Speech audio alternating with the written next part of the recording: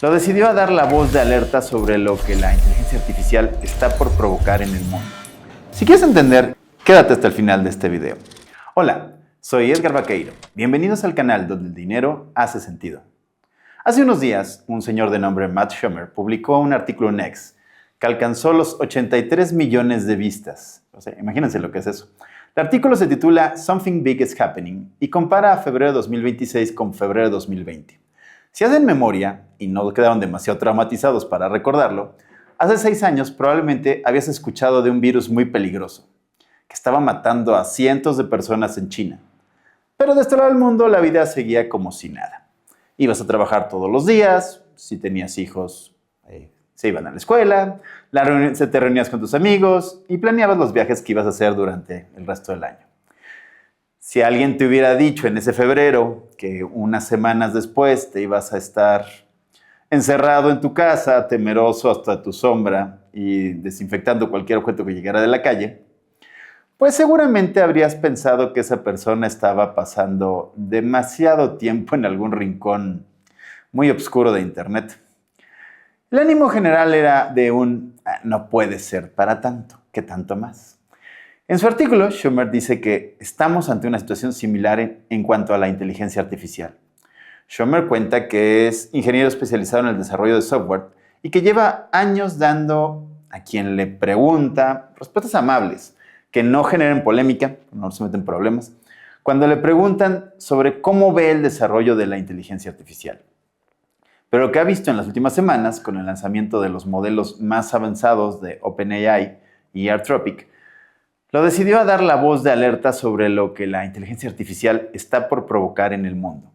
Así que les voy narrando y comentando algunas de las partes que considero más interesantes de este artículo de Schumer. Este amigo dice que las personas ajenas al mundo de la programación descartamos las posibilidades de la inteligencia artificial porque estamos utilizando los modelos gratuitos, que son más un juguete que una herramienta. O nos quedamos con experiencias previas en las cuales observamos cómo los modelos de IA alucinaban cosas como que 5 más 3 es igual a 9. Pero que él ha tenido la oportunidad de constatar personalmente algo muy distinto. El modelo más reciente de OpenAI, el GPT-3 5.3, le permite a los programadores escribir las características que desean en una aplicación y en unas horas después la aplicación está lista y probada. Y cuando me refiero a escribir, no quiero decir hacer código, me refiero a escribir en inglés o cualquier otro idioma humano las características de lo que necesitas. Quiero esto en una aplicación y el modelo lo hace solo. Auténticamente hacer el trabajo solo.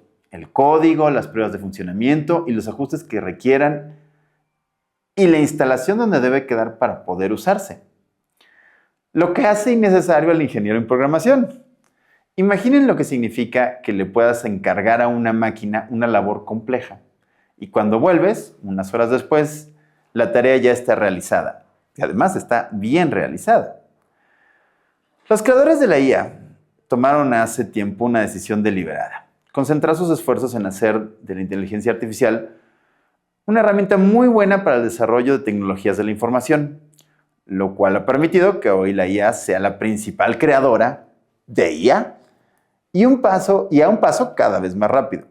Sin embargo, hoy esos modelos están listos para salir al mundo, para hacer cosas como trabajo legal, análisis financiero, creación de contenido, sobre todo programación. Y de hecho, cualquier otra labor que consista en pasar el día frente a una computadora usando Excel y Word. Quienes me conocen saben que me encargo de una agencia de seguros, principalmente de seguros médicos. Lo que no saben es el calvario administrativo que pasamos con las compañías aseguradoras todos los días. El más sencillo trámite, cualquier cosa que les pidamos, requiere múltiples reprocesos. La solución hasta ahora siempre que llega más trabajo, quiero decir, es agregar más personal y tratar de microadministrar hasta el más mínimo detalle. Se pueden imaginar que eso es una pesadilla. Pero si esto fuera cierto, me refiero a la inteligencia artificial, ahora hablemos de su puesto. Imagínense que puedo crear un agente de inteligencia artificial que no pierde trámites, no olvida requisitos y trabaja 24 horas al día. Entonces, No necesito 2/3 partes de mis empleados. Hasta ahora, al menos yo, me he imaginado que llegar a un nivel de desarrollo de la inteligencia artificial que realmente reemplazara personas de carne y hueso iba a llevar mucho tiempo. Tal vez tanto tiempo que ni siquiera fuera relevante para mí. Algo que pasa en 50 años, pues ya no me interesa tanto. Sin embargo, Schumer dice que estamos en febrero de 2020. Es decir, a meses de un evento que haría irreconocible al mundo unos pocos días después.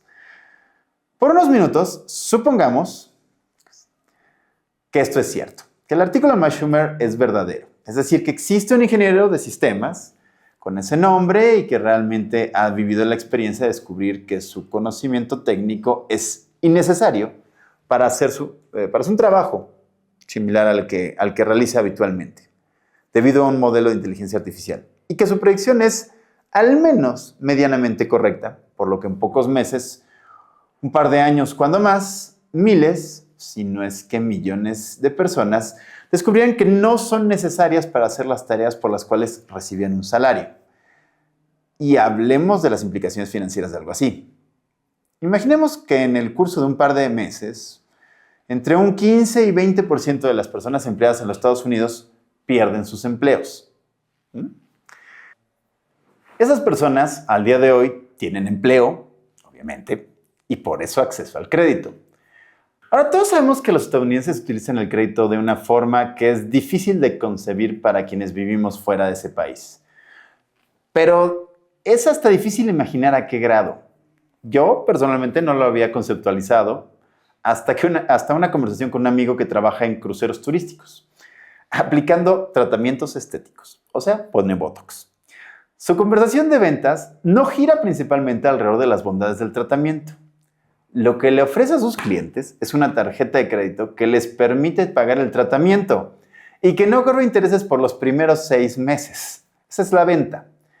Ahora imagínense que en el curso de 2 meses, esas personas, un grupo importante dentro de esas personas, empezarían a atrasarse con los pagos de sus múltiples tarjetas de crédito, sus autos y sus hipotecas.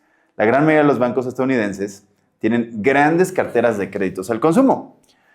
Si el 15-20% de los préstamos cayeran en problemas de pago, muchos de los bancos serían obviamente insolventes. Para que se den una idea, en la crisis de 2008, solo el 7% de las hipotecas entraron en problemas de pago. Y con eso bastó para disparar la gran crisis financiera de 2008 y 2009. Ahora bien, volviendo sobre nuestra lógica, recuerden que el saldo de cualquier cuenta de cheques o de ahorros en el mundo moderno no es más que el saldo de un préstamo que el dueño de la cuenta le ha hecho a su banco, mismo que está respaldado por préstamos que el banco le ha hecho a otras personas, empresas y gobiernos. Si el banco no puede cobrar una buena parte de esos créditos al consumo, tampoco tiene con qué cubrir los depósitos de sus cuentavientes y está quebrado.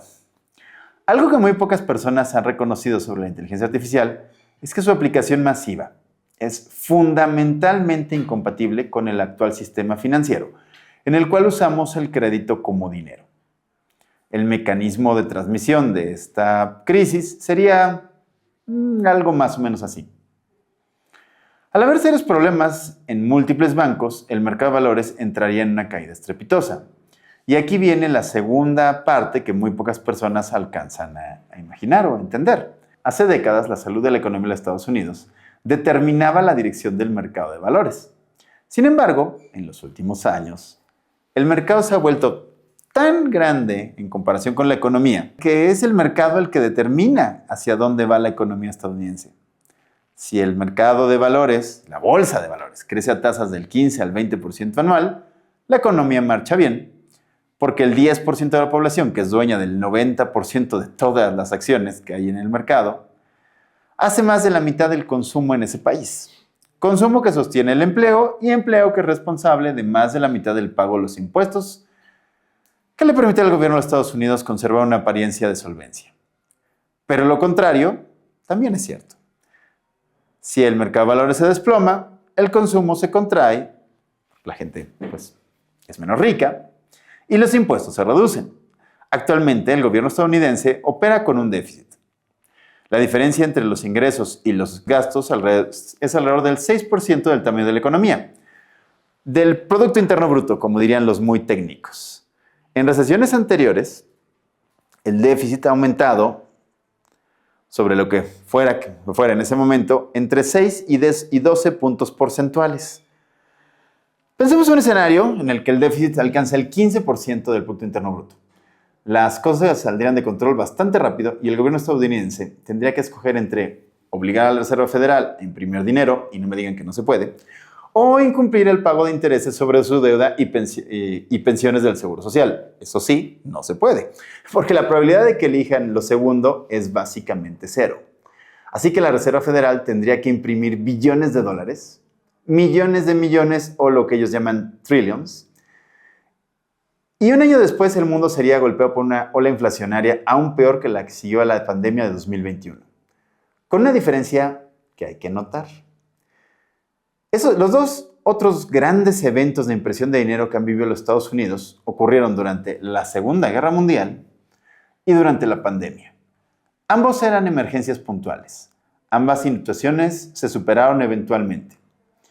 En el escenario que estamos imaginando, el empleo no se recuperará en muchos años, si es que en algún momento se recupera del todo.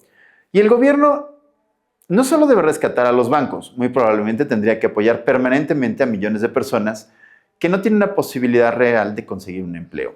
El dólar, y con él todas las monedas fiat que giran a su alrededor, sí, piensen en el peso mexicano, bien podría correr la suerte al menos de la lira turca, por no decir del peso argentino.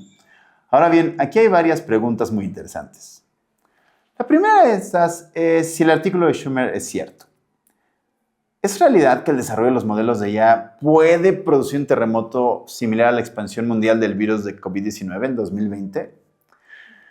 Puede ser que el artículo sea real en el sentido de que hay un ingeniero de sistemas que realmente cree lo que escribió, aunque en la práctica la sustitución de personas de carne y hueso por modelos de IA pues sea mucho más compleja de lo que parece. Después de todo, una cosa es hacer experimentos en ambientes, en medios controlados, y algo muy distinto es hacerlos funcionar en la vida real con la cantidad de cosas que nadie se imagina y que pueden suceder. También existe la posibilidad de que el artículo simplemente es falso. Probablemente incluso creado con inteligencia artificial y su objetivo sea muy distinto al declarado.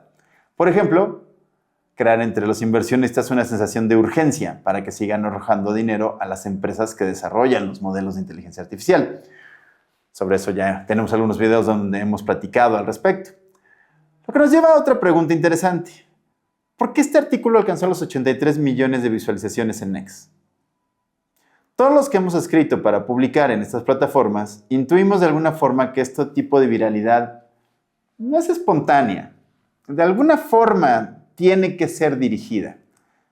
¿Pero dirigida para qué? Permítanme arrojar una teoría. Hoy en día el modelo de negocio de la IA sigue siendo, digamos que poco claro. ¿A quién le van a vender los cientos de miles de millones de dólares que se necesitan para pagar por las inversiones que se han hecho y se tienen que seguir haciendo en centros de datos para que esta cosa funcione? Y pues una explicación es que probablemente a los gobiernos del mundo los modelos de IA pueden servir para muchísimas cosas. Pero es claro que una de las cosas que mejor pueden hacer es la vigilancia y el control. En una plática previa hablé sobre la verdadera utilidad de los impuestos como herramientas de ingeniería social y de marketing político. ¿Se pueden imaginar las posibilidades para ejercer estas actividades que tiene un gobierno que puede supervisar todas y cada uno de los movimientos de dinero que hace de su población? O lo que es más, ¿qué pasa si un segmento importante de la población empieza a hacer la pregunta, IA, dime por quién debo votar? Entonces el objetivo de las elecciones no es convencer a los votantes, es contar con el apoyo de la empresa que maneja el modelo de IA más popular en ese país. Todas estas preguntas, digamos, inquietantes. Lo bueno es que como todas las predicciones a fecha fija próxima, sabremos la respuesta a muchas de ellas. Mientras tanto, ¿qué tal si le piensas sobre la forma en la que tu patrimonio, porque para esto no importa si es tu salario o 20 millones de dólares que tienes invertido en los mercados financieros o en bienes raíces, se comportaría si resulta que Matt Schumer realmente nos está advirtiendo sobre algo que inminentemente va a pasar? Recuerda que la apatía y la fingida indiferencia por el dinero no son estrategias financieras exitosas. Y si concuerdas en eso conmigo, sigue este canal para más contenidos similares.